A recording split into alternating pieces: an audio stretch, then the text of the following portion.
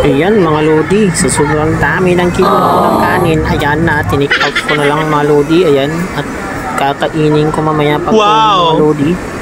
Ayan, nice. Dami ko pong kinuhang order at kanin mga lodi. Oh, at pauwi na mga lodi kasi ang lakas ng ulan mga lodi. Ayan, yan, tambay muna tayo dito sa mga, ayan, dito sa unahan mga lodi, sa pilahan ng soft drinks mga lodi. Ayan.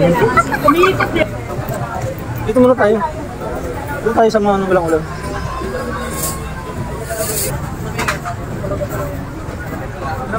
Ayan mga idol, mga lodi. Yan po yung binigay ni Ma'am Rosmar na bahay kay Diwata mga lodi. Ayun o. Napakaswabe. Pwede pong ikarga sa truck mga lodi. Ayan. Hey, walang ulan dyan?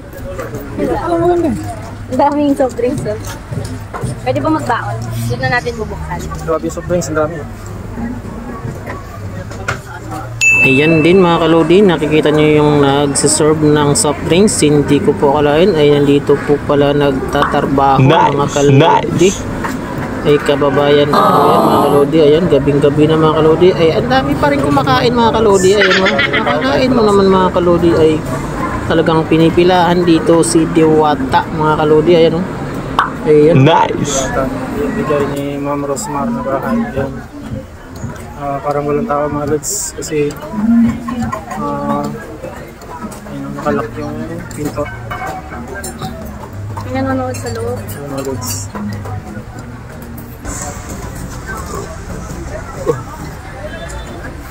Yung mga lods, alit malakas ang ulan. Grabe, ang daming kumakain.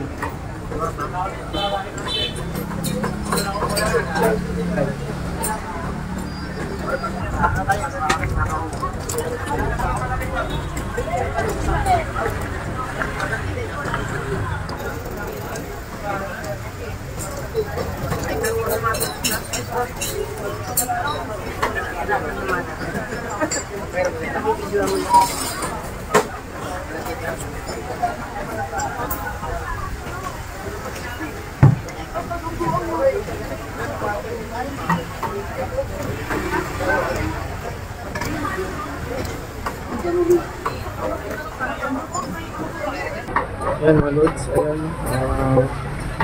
gabi na, uwi na tayo. Wala dito si ang Diwata. Ang soft drinks dito.